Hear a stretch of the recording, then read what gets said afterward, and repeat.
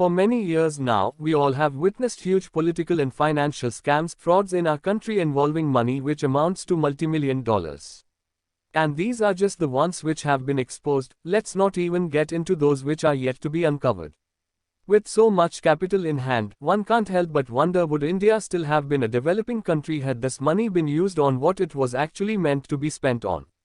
Given below is the list of top 10 biggest scams which have plagued our country in the recent past. 1 to 2G Spectrum Scam. What can be said that hasn't been said before? This is the mother of all scams.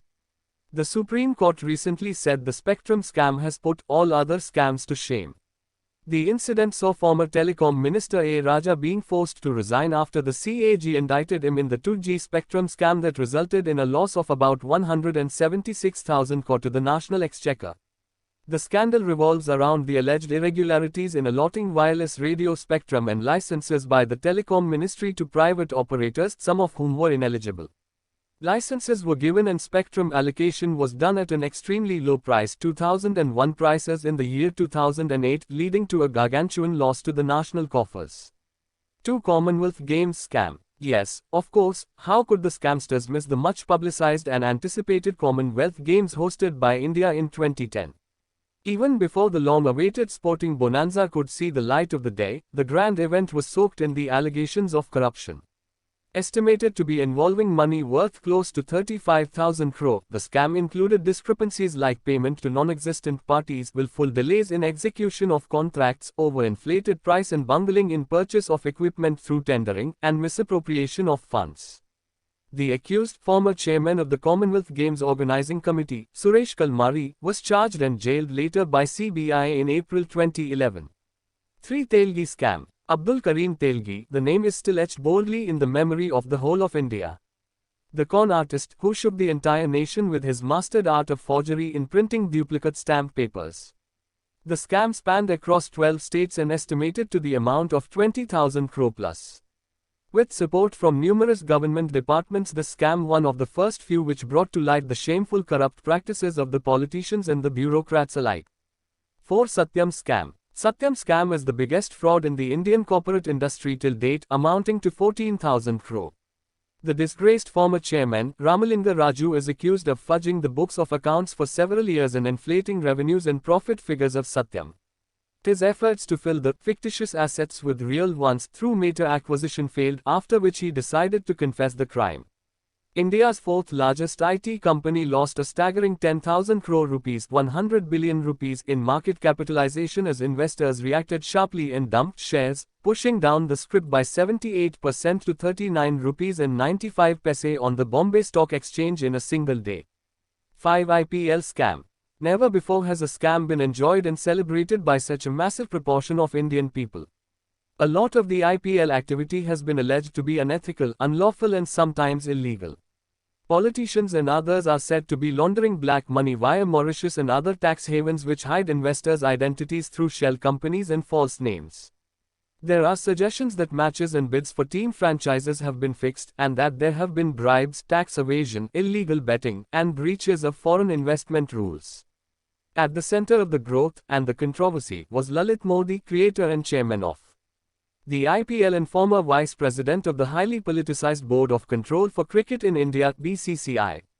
6 Bofors Scam. The Bofors scandal is known as the hallmark of Indian corruption. In the 1980s, the then PM Rajiv Gandhi and several others, including a powerful NRI family named the Hindujas, were accused of receiving kickbacks from Bofors AB for winning a bid to supply India's 155mm field howitzer. The Swedish state radio had broadcast a startling report about an undercover operation carried out by Bofors, Sweden's biggest arms manufacturer, whereby $16 million were allegedly paid to members of PM Rajiv Gandhi's Congress. 7 Harshad Mehta Scam. Popularly known as the Big Bull, Harshad Mehta took advantages of the loopholes in the banking system and triggered a rise in the Bombay Stock Exchange in the year 1992 by trading in shares at a premium across many segments. He and his associates diverted funds to the tune of about 5,000 crore rupees, 50 billion rupees, from the banks to stockbrokers between April 1991 to May 1992. He was later charged with 72 criminal offences. 8 Cobbler Scam. In 1995, another scam of magnanimous proportions was exposed. Soham Daya of Dawood Shoes, Rafiq Tejani of Metro Shoes, and Kishore Signapurkar of Milano Shoes were arrested in this multi-crore shoe scam on the charges of availing loans of crores of rupees on behalf of fictitious leather cooperative societies and taking advantage of these through various schemes. Officials of various state banks were also charge-sheeted. 9. Fodder scam. More commonly known as the Chara Ghotala, the scam was worth a whopping 900 crore and involved the infamous and forever popular Bihar politician Lalu Prasad Yadav. The scam involved fabrication of vast herds of fictitious livestock, for which fodder, medicine and animal husbandry equipment was supposedly procured. 10. Hawala scandal. Yet another widely publicized bribery scandal which came out in 1996. It involved payments to the tune of $18 million received by country's leading politicians through Hawala brokers. The list of accused included the then leader of the opposition Lal Krishna Advani. The masses were left shocked as all the major political players were being accused of having accepted bribes and also alleged connections about payments being channeled to Hizbul Mujahideen militants in Kashmir. Conclusion. So this concludes the list of top 10 biggest Indian scams of all times. According to the compilation, the total amount of money involved in various scams over the last 12 years alone, since 1992, is estimated to be over 80 lakh rupees crore 80 trillion rupees or $1.80 trillion. To many people abroad, India is seen sentimentally as Mahatma Gandhi's country of khadi cloth, good ethics, and care for the poor. To some it is an economic miracle and a future superpower, while to others it is an unkind cruel place of caste, ethnic and rich-poor divisions and violence. Above all, however, and not far below the surface, India is a maze of unethical, unlawful and illegal swindles that link most politicians, many bureaucrats and a large number of businessmen and others. Do let us know your views and opinions about the above-mentioned scams which have had a severe impact on our growth as a nation as well as image across the globe.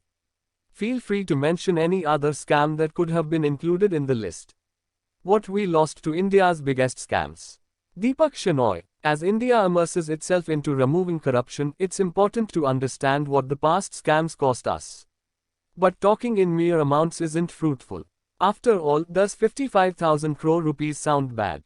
How much worse is it than a mere 50,000 crores? Answer: 1,000 kilometers of highway worse, or the stretch from Bangalore to Mumbai. The biggest scam that, unfortunately, doesn't get classified as one is that food enough to feed 100 million people rots in government warehouses.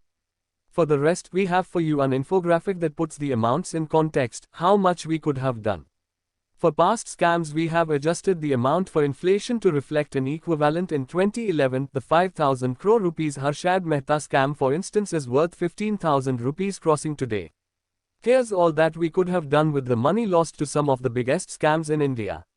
Enough food to feed 100 million people rots away. Chandigarh, the wheat lies in the sun. Lakhs of bags of it. The stamp on the jute bag says 2010-2011. This batch of wheat is produced from a crop that's just 3 months old. It's rotting away. This is the first time wheat has been stored here in the open. Earlier they stored it in a pakka plinth.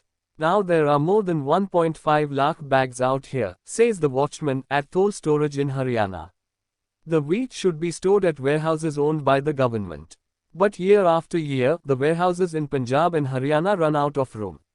There is no silver lining to this problem of excess, mainly because the government has persistently ignored it. This year, heavy rain and waterlogging mean that the grain is rotting faster than usual. The plastic sheets thrown carelessly around the bags of wheat are totemic of the sort of systematic carelessness that a desperately poor and hungry nation is cursed with. In March, NDTV travelled to warehouses scattered in Sirhind, Anandapur Sahib, Ludhiana, Sangrur. The stench rose sharp and thick from the grain rotting outside. There were rats and snakes crawling among the grain. Embarrassed by the profuse evidence of its lack of concern and initiative, the government has now floated tenders, looking for new warehouses both in Punjab and Haryana that can house an additional 70 lakh metric tons of wheat. For now, the facts are damning. Currently, in Punjab and Haryana, by official accounts, 100 lakh metric tons of grain has been stored in the open. According to an estimate, 10% of this is rotting. That's enough to feed 100 million people for 3 months.